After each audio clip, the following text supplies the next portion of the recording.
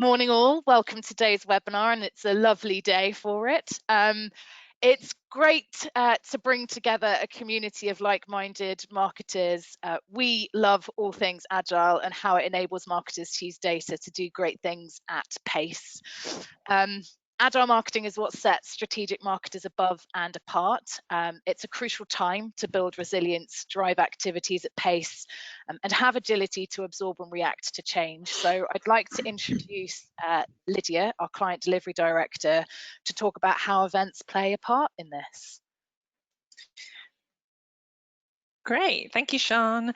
Looking forward to talking to you all today and here with our client TECHNIA to take you through our latest project. So it's certainly a project that we all miss working on. Before we get into the detail of that though, I'd like to just talk to you a bit about how events fit into the B2B marketing mix, how important they are, and set the scene a little bit for what the future of events might look like. We're going to be running a couple of polls throughout the session, and you can also find the Q&A should be on the right hand side as well. So any questions that you have, there'll be time for those at the end, so please do start putting them in throughout the session.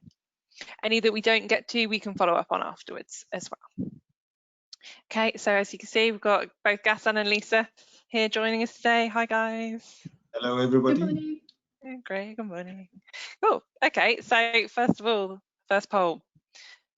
So hopefully it'll launch now for you all. Quick poll for the audience. Have you postponed your events or moved them online? What have you done so far? We'll leave that running whilst we move on to talk a little bit more about Agile. So, Agile marketing. Agile marketing is a common sense approach. It focuses on optimizing what you have and experimenting with new tactics, tools, messaging, or channels to reach your event campaign KPIs. Bringing together a cross-functional team to focus on crafting the most engaging event campaign possible. This is all done at scale, as we did with a global team at TECHNIA. So marketers need the ability to adapt, move at pace, and be resilient to changing market and organizational dynamics.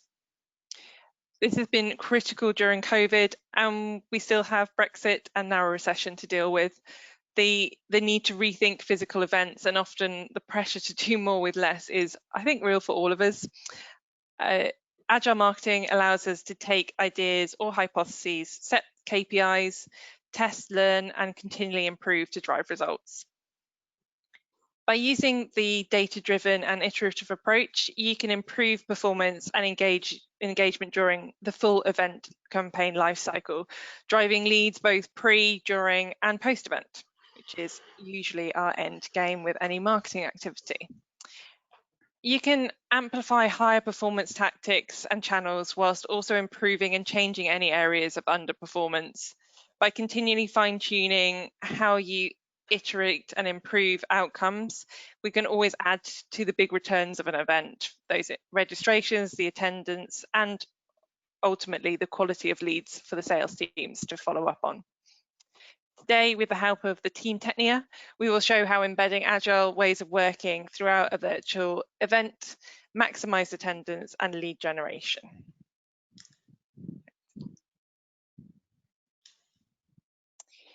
So, events have long been a pivotal aspect of B2B marketing. There's continual research into events and how useful they are as part of the marketing mix. And you can see from these stats, the value of a face-to-face conversation for lead generation cannot be underestimated. With 80% of marketers stating that personalized experience of an event is the important aspect, it's clear we need to rethink our tactics for delivering online content if we're going to provide the same level of value as a physical event. Interestingly, over 50% of marketers believe in-person events will be back in 2020. Based on the UK reopening in July, could this be possible? Do we even want to invest in these large events anymore? We'll see.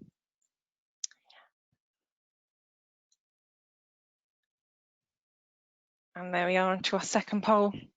Although today we'll be talking about a virtual event that was planned pre-pandemic. It certainly had an impact. So are you likely to go back to physical events, or more likely to be running and hosting virtual events in 2021? As I said, we'll leave this up for a few seconds to vote, and by the end of the session, Sian will be sharing our results with us.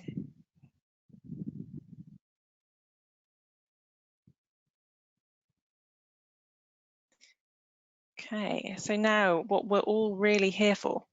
With a vision that was looking to change the way events were delivered, capitalise on high value content, and reach a global audience, TECHNIA came to Bright with ambitious goals and bold visions.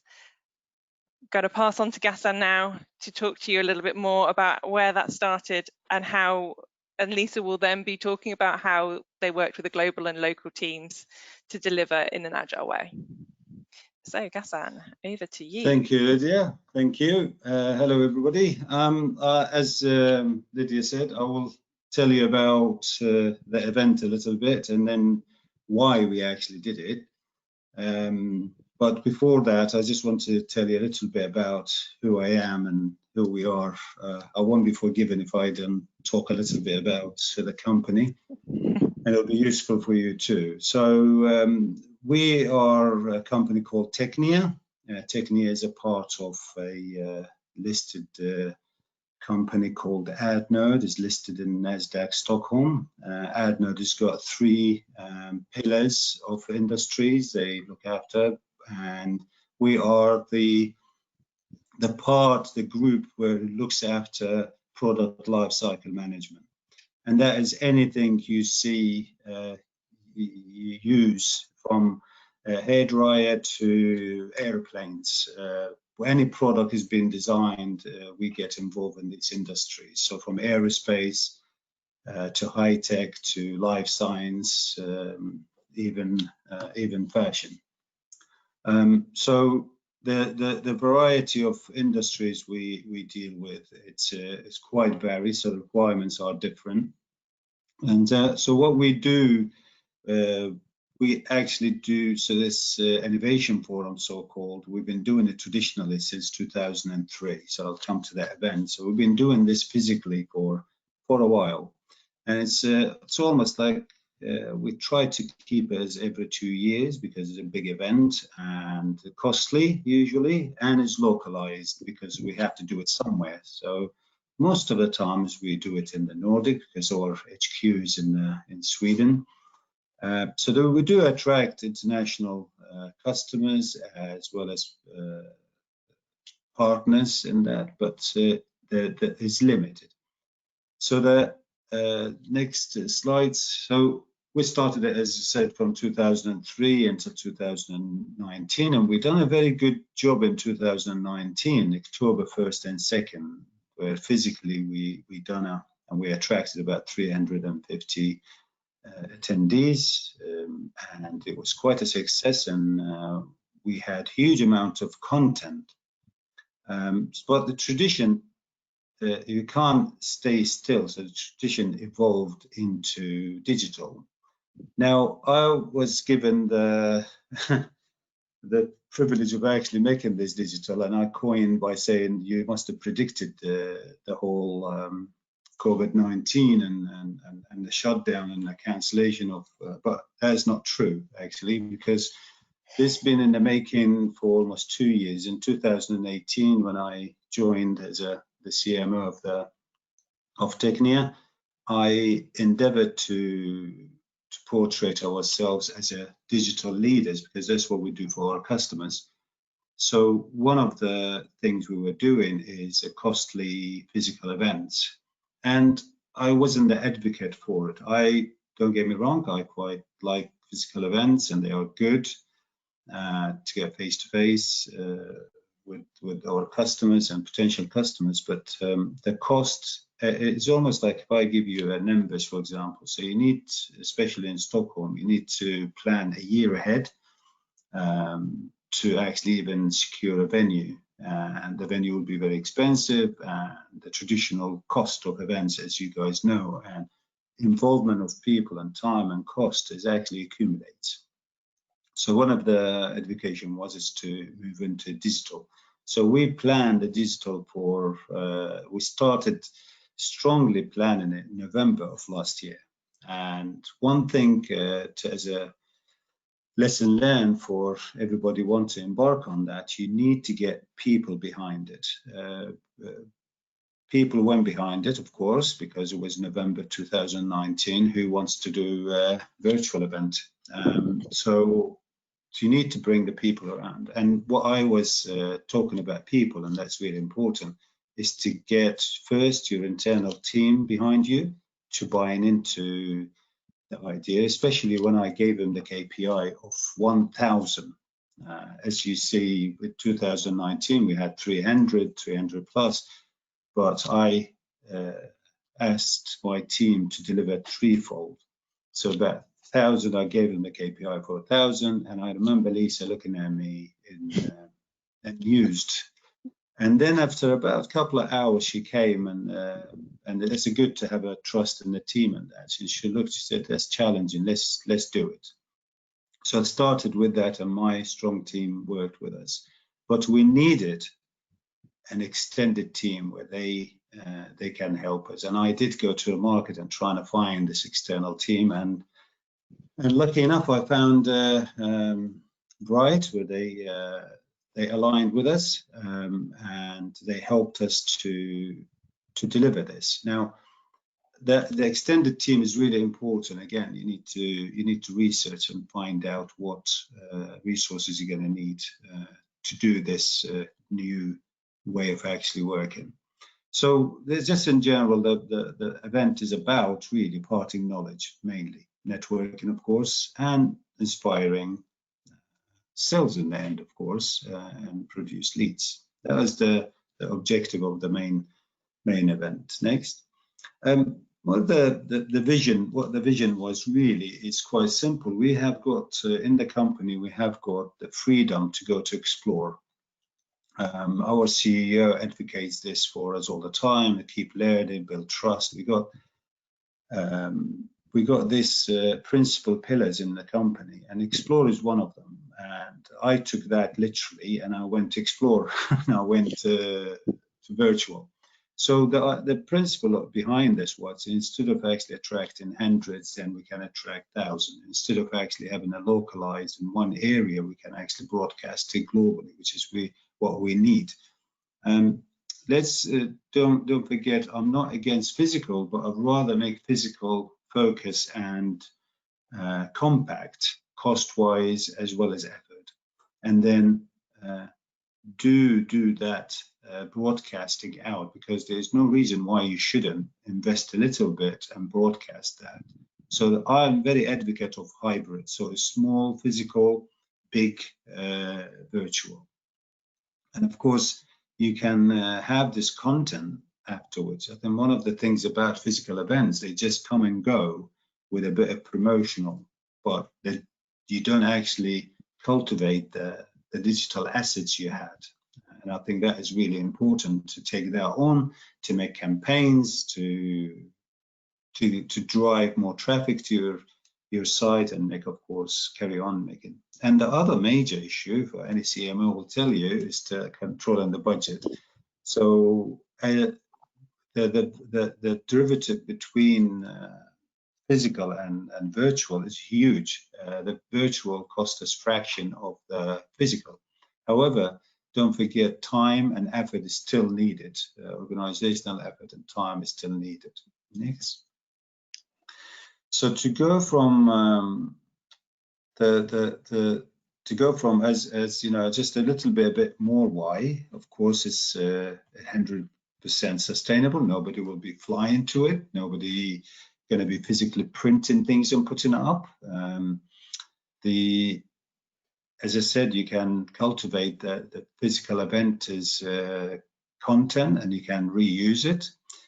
Target thousands of visitors globally. So if you do one in NEC in Birmingham, you will, by nature, you will have the people physically go in there near Birmingham around London maybe, and then the circles start to get slower and slower and smaller and smaller of number of attendees, and almost becomes zero when it comes to international, depending on the actual the event.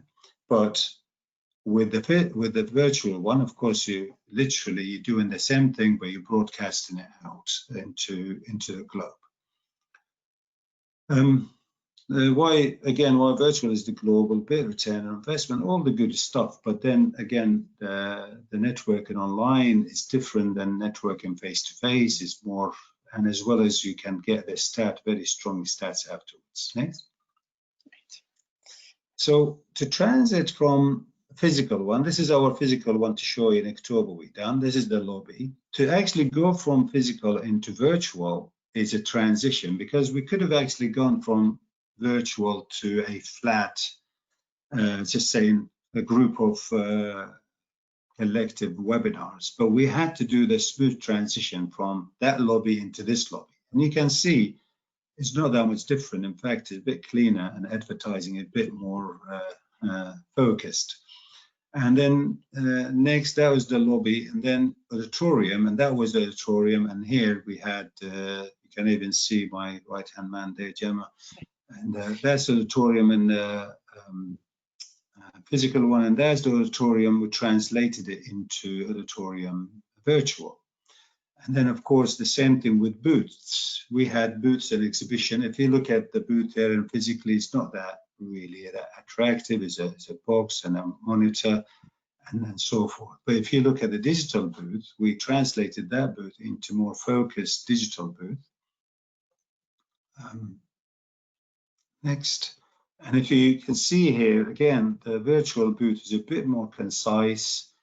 You got all the products there. You can have videos, you can have documents, and of course you can, if you see in the bottom it says leave message, usually that's on the live days, that will be chat. So you click on it and you can chat to, in fact, when we go forward, we can add more even calls. You can actually make calls or face to face, or whenever you can add all these things virtually on. So you can see from transition going from physical into virtual, it really needs effort, and it needs. But one thing to conclude it with, it's to have a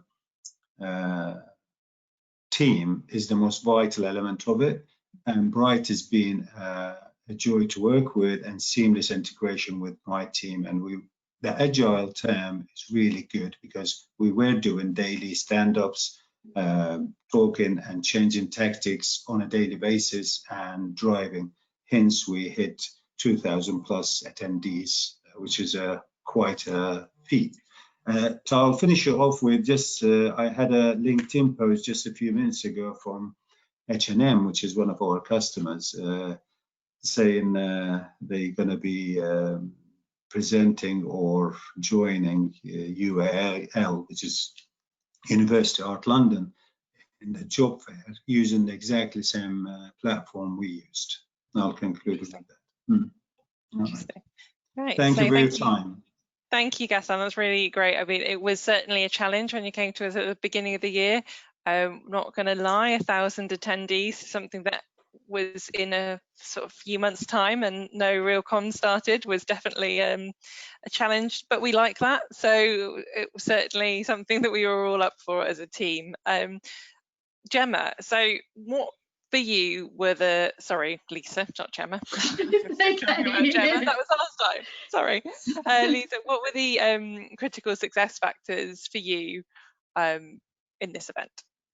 So I think originally the quality of the content was kind of key. So luckily Ghassan had the foresight to record all of the presentations that happened at the actual real event that was run in 2019. So we had a really strong kind of backlog of amazing video content, but again it covered kind of all of those levels. So it wasn't just like our supplier technical content, it wasn't just our company technical content, it was like fantastic presentations from our customers, from thought leadership. So that was kind of key to actually saying this is sort of such high value, like let's share this content, because it's not just about what we want to tell the customers, it's okay, what should we share, what's helpful for them. So we had that already in the bag, so that was great. Just to add to that, the critical success factor, of course, was the KPI we set, which is, again, to be blunt, it was the 1,000+ attendees.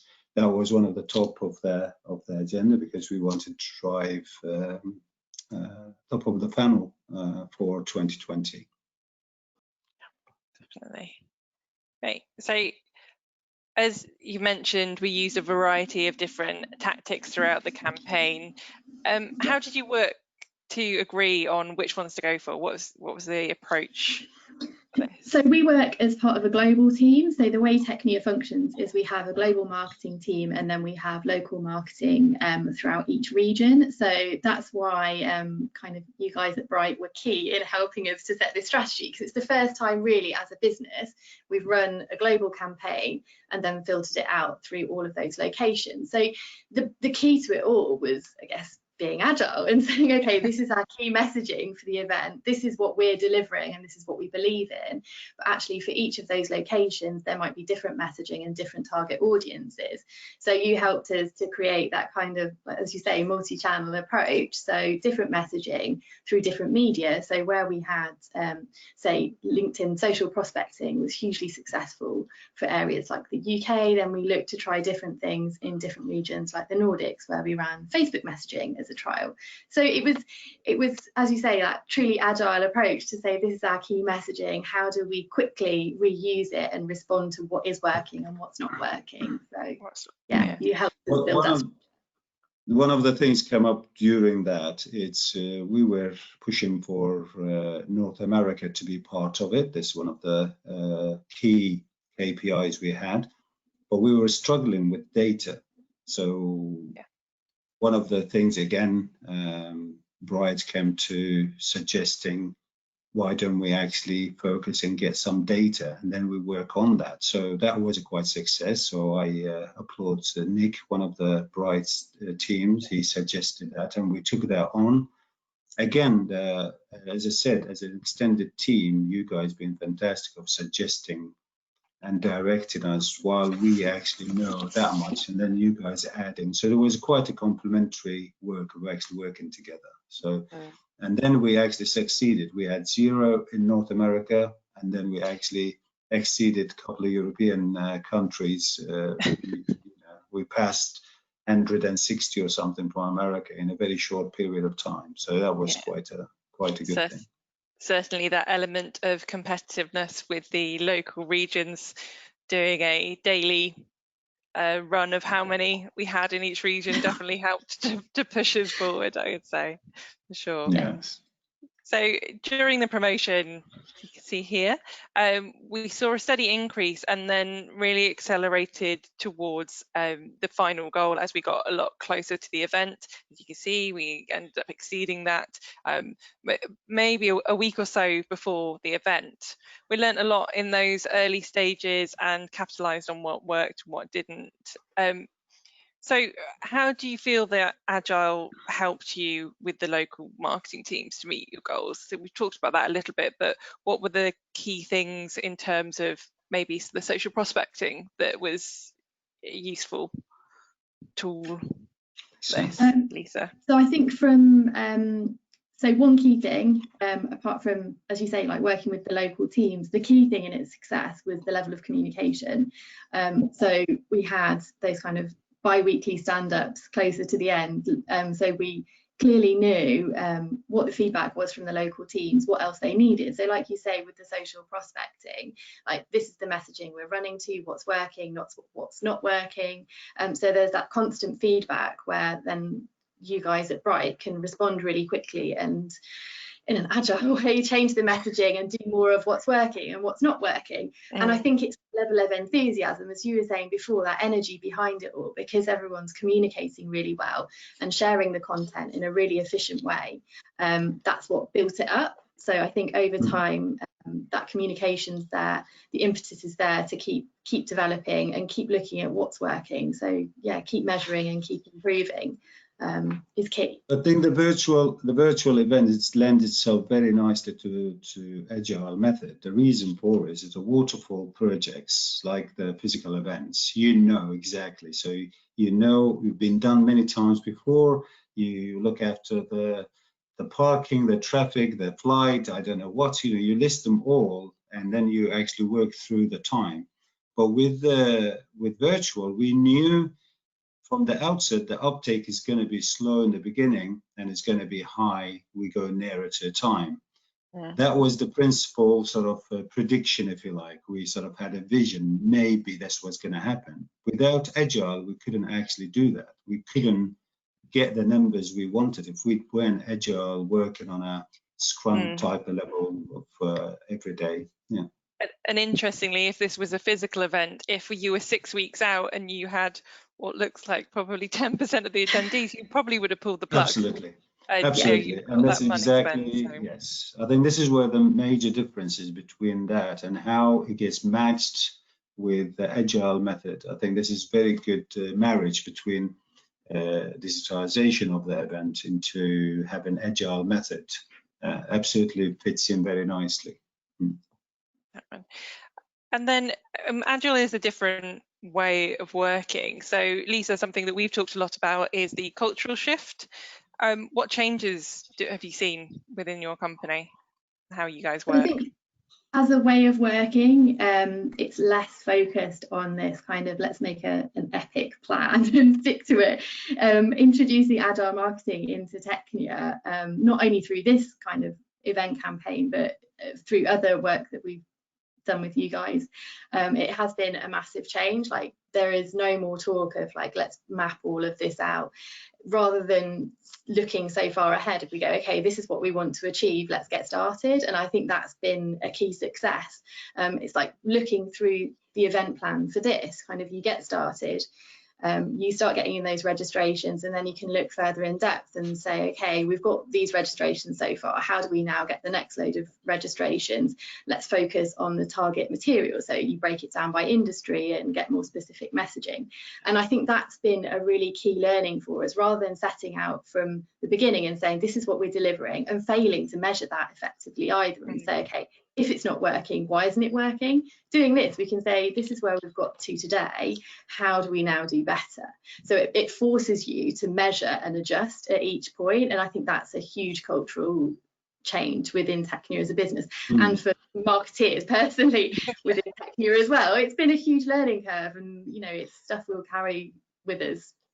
I think the key word that huge is really appropriate word. It's a huge shift. I think, as I said, in November when we started, I was part of the group management. It was 10 to 1 no. And now we have listed another 3 events this year to do digitally. So there's a massive shift. And the other thing happened is, when I said about cultivating content and that, believe it or not, we are, didn't go into detail about TECHNIA. We are just under 700 people globally. We extend from Asia all the way to North America and concentrated mostly in Europe, but these offices, different places and that. And when we cultivated the content internally, that helped us to actually find out what the others do, right?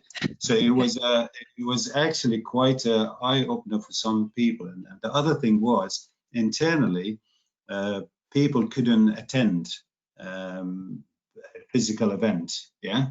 But we made this event for them so they can actually watch it afterwards, yeah? Don't forget, we wanted customers first, of course, the 2,000 attendees to be customers rather than our staff. But our staff can actually have access to this, and they can attend it as and when they need it. The other thing was the reputation of marketing.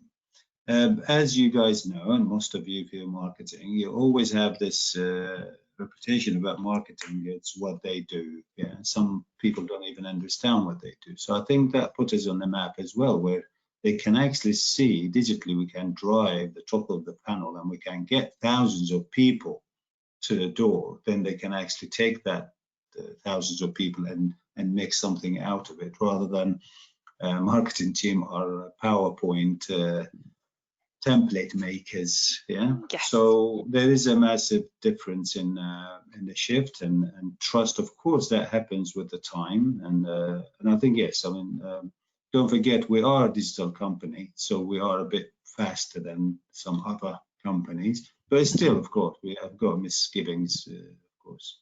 So at a global point, change is always difficult to drive through. Absolutely. Yeah. So one question I think some of our audience will be interested in today is the commercialization of an event like this. So I know you guys don't necessarily look at charging people to attend your events at any point, but you did have sponsorship for the physical one. So how did you approach that? Absolutely. We had the sponsorships, and of course, my personal aim wasn't actually making money out of this event. It's more it was driven, and our KPI was that, is to actually drive top of the panel and registration, and of course brand awareness. But what we did, I think it is commercialized if you look at it the way we did it, is we said to the sponsors, there's two ways to do it. You can pay to be a sponsor or a partner, or you can actually pay with your marketing activities. So I think that was more successful. So they put their marketing pounds in place. So we had lots of partners. They actually done the second wave of promotion on behalf of us, and myself and Lisa were involved actually getting these partners to get involved and push them to push the second wave of promotion. So we're doing it, our local teams doing it, then our partners doing it, and that's one of the success factor we had, where we were able to drive that many people into it. So you needed to have that wave after wave of promotion with different partners. But we did actually charge two major partners to be part of it. Yeah. So yeah, I think there's something we haven't mentioned is that partner marketing aspect, and creating the partner packs and making sure they had all the correct assets and were on the same messaging that we were putting out. So definitely another aspect of it there. And essentially it's the same as online advertising. People will pay to advertise in a space where we are. I think there's COVID did impact the amount of people who were maybe willing to sponsor something that was already set up than perhaps before. And moving forward, now we have the numbers of how many attendees we've got. I think that will be a compelling story to increase the sponsorship. Yeah, moving forward, for sure. So in our last few minutes, the future of events, what do they look like for you guys? Right. Well, as I said, and Lisa will be again. I will be doing the why, and Lisa will be doing the how. Right? She does the hard work. I'll do just the simple work. So the future, as I said, we done PLM Innovation Forum, this event, every 2 years as minimum, and sometimes every 3 years, because it's quite a big. You need lots of efforts and cost.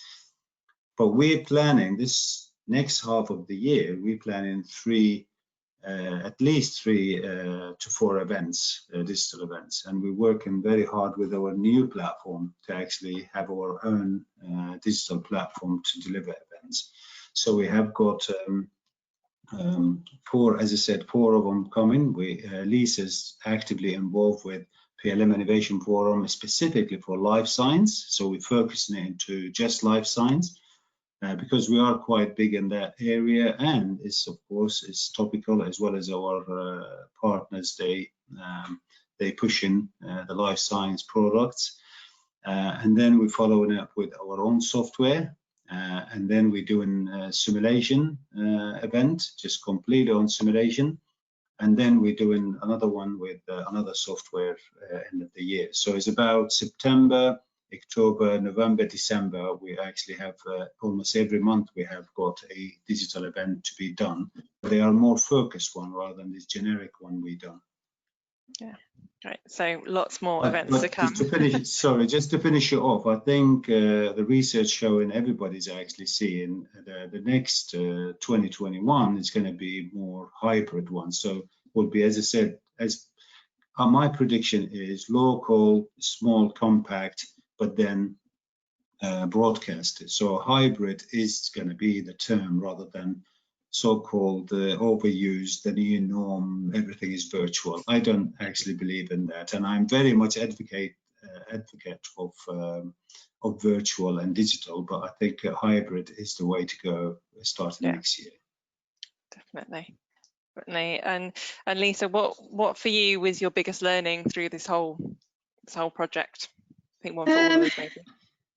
So I think there was a couple of points. I think one thing is communication, both inside the business and externally, and working with suppliers and things is key. I think one thing we haven't mentioned is you guys introduced us to a great way of working, which is having teams, which includes suppliers as well. So we communicated with you, we communicated with our internal networks, and really had that clear messaging. So again, it's all about the building trust within our business and raising that profile. So we had clear communication internally, and it really helped the project become a success, I think. But obviously the kind of key thing that we take away from it is that agile ways of working are essential to make anything work. So as we go forward into our next event, it's the process will continue. It's what we'll adopt, and we've learned so much from this. And as Ghassan said, we'll carry on and incorporate the virtual events into the rest of the year. And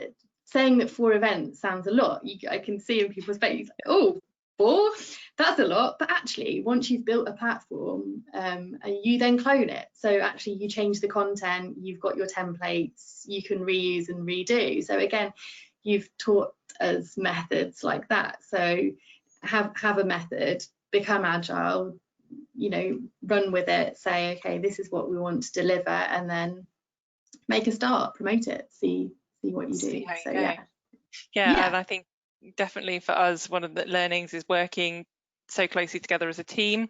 It's really been completely seamless how we have all been involved with this, and that we celebrate our successes together and mitigate any issues as a team. It's not like we're hiding anything. If we've come across issues, we try and work through them together.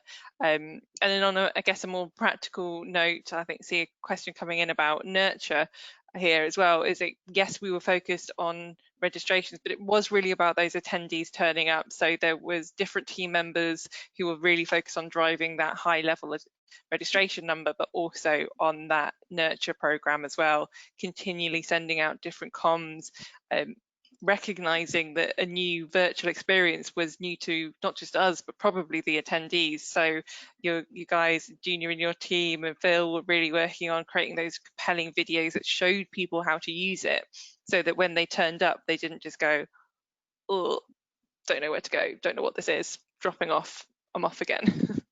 So yeah, I think all of that nurture process, like you say, now that's set in place, we know what we need to do for the next one. It's kind of repeat it all and then carrying on and taking those MQLs through to conversion. So yeah, been good. Been good. Right. So just summarising our before we move on to some questions, our areas of critical success. As you said at the beginning, valuable content is always about the target audience. If you've got something valuable to say, brilliant, say it. But we do end up having people coming to us saying what they want to say rather than what their audience wants to hear. And in this situation, we definitely weren't doing that. So that was brilliant. Creating that agile marketing comms plan with the data-driven approach really allowed us to focus on what was working and what wasn't, and pivot the plan when we had the COVID impact, which did affect us, even though we were already planning this online event.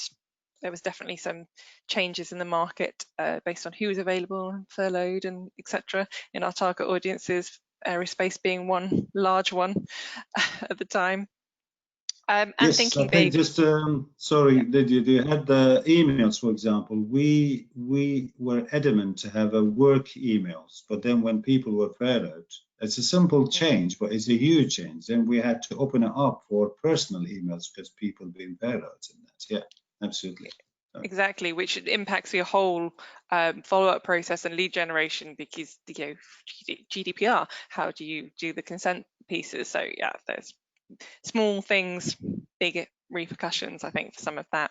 And yeah, my final point was just about thinking big. You know, we did all gasp a little bit at the targets at the beginning, but it definitely brought us all together and created a culture of change, both within Bright and TECHNIA as well.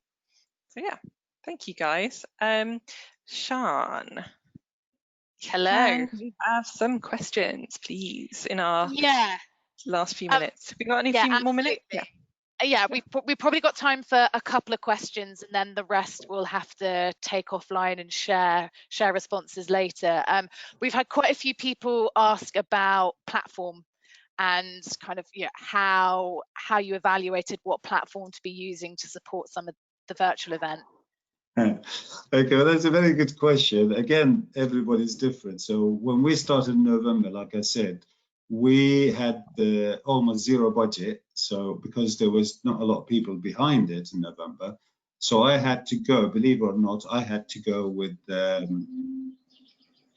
our risky by saying most cost effective, although I actually gone for the lowest cost. And that of course affects the whole thing.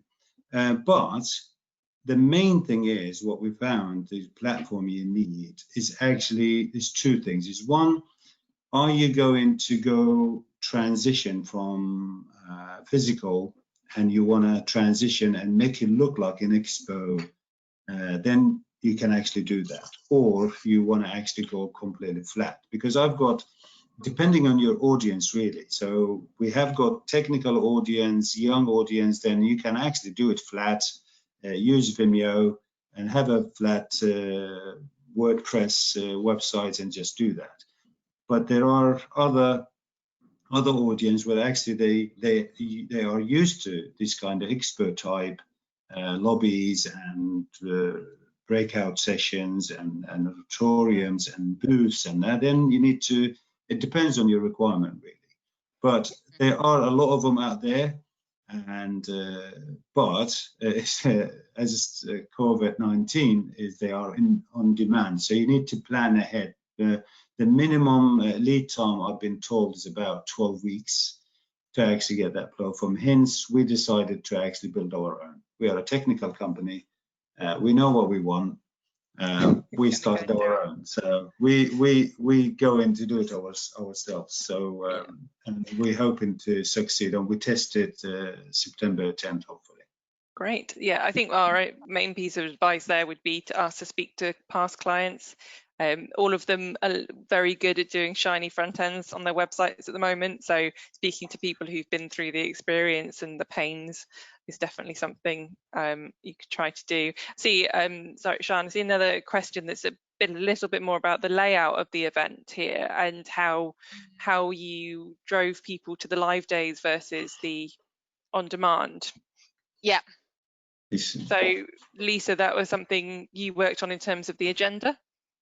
Yeah, so we had, so basically the way that we managed it was the first 2 days were the live days, and that had effectively a live agenda. There were a couple of pre-recorded presentations from the previous year, but they were really kind of high-end customers that were just like, the value in those presentations was so much, so we restricted that that showing, so we put them on the live agenda as well. So we had amazing speakers. We even had Bernard Charles to come and open the event for us. So it was really quite simple to be able to promote those 2 live days and get people engaged and come and see those live speakers, because it was new content that people hadn't seen before.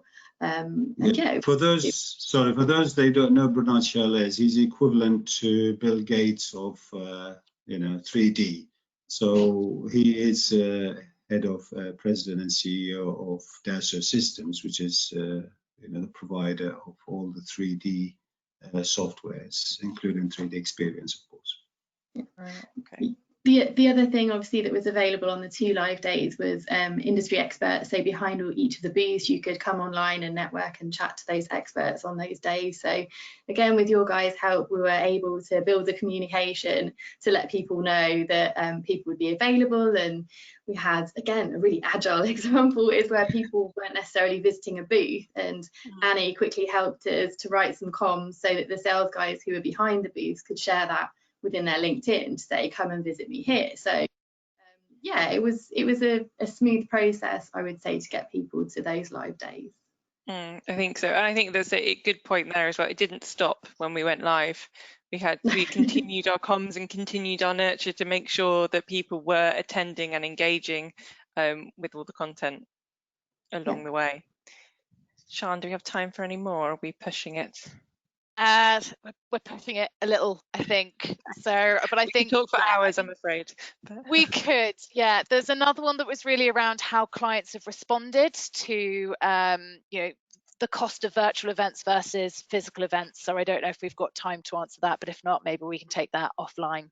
Well, I could. That's very quickly. I'm delighted to actually report. It was almost 10% of the cost of the physical event. But time-wise, of course, it was the same effort my team put together. It was almost the same. So don't underestimate the effort needed, but the cost is actually goes more focused on the promotion than the actual production, right? So production will be much, much smaller. So there's no lunches, there's no accommodation, there's no fly, there's no, you know, there's no venue cost. So yeah, it's about, I would say, 10-20% of the physical cost, depending on how, this is in our experience. And in terms of the attendees, I mean, I think it would be a different question if we hadn't been in a pandemic, because people couldn't attend physically. But the cost of flying, as you said, accommodation versus just logging in, have you had any feedback from any of your clients on that at all? Yeah, I think the main feedback that we had was that they were blown away by the quality of the content that was in there and the accessibility. So ordinarily, like you say, you're in your office and you have to get sign off or to attend an event, or you've got projects going on, so you can't physically leave, and those restrictions aren't there anymore. So everyone within that same office could view content, share content, which if you've got, say, maybe one person who can go and attend an event, they just see that content, the rest of the business isn't influenced by that. So I think that was key for their experience to be able to share within their own businesses. So yeah, the knowledge share, I think, was really important. Yeah. So one exact feedback came. One exact feedback came from a customer. Said they can't see why they will do physical one, and they do a lot of physical one. And they were very happy with the digital one, and that was their feedback directly to us, saying they can't see why they will do physical one come in 2021. Okay, so conclusion is future is hybrid, but definitely people really do want these online experiences, as long as the quality of the content is there. But that's the same with any event that you do. Absolutely. Mm-hmm. So just to wrap up, thank you guys. Thank you so much for chatting to us today. It's always lovely to talk to you. Really looking forward to being able to celebrate with a real drink together at some point. Thank you. We definitely will. Oh yes, to everybody. Yes, to everybody don't know, we haven't met Lydia, and we work virtually since day one. Just to add that in. So Lisa, virtual. Yeah, I've met Lydia. We haven't, but we have, yeah. Okay. No, that one. So yeah, as you can see, any further questions and suggestions, we've got our email address here if you'd like to send those over. Also, please do connect with me on LinkedIn, or any of these guys will be happy to answer any of your questions as well. Final to wrap up, you may know that we're currently running an MVP stages of creating a marketing agility calculator. This is to help you identify where you can get the most value from agile ways of working and give you some recommendations on that journey to agility. We're looking for volunteers to take part in our prototyping. So is the email address, do ping us an email if you'd like to get involved. Thank you, everyone. Thank you. Okay. Thank you guys. Speak to you all soon. Bye. Cheers.